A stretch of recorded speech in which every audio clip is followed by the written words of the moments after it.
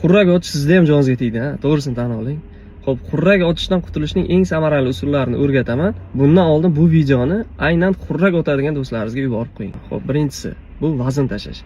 Boya aytdik, demak, semizlik bo'ladigan bo'lsa, demak, vaznni tashlash orqali, demak, yog'larni eritgan holatda yuqori nafas yo'llarini ochib yuboramiz va bu o'zidan, demak, xurrakni yo'qolishiga olib keladi. Ikkinchisi, zararli odatlardan voz kechish, ya'ni spirtli ichimliklar ichish va sigaret chekishni tashlash.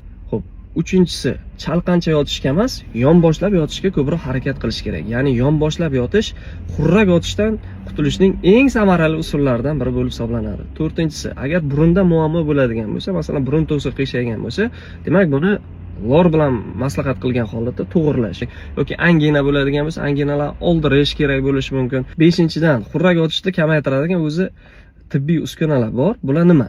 Bular ko'pchilik ko'rgan, masalan, burunni katagini kattalashtiradigan, demak, antixrab uskunalar.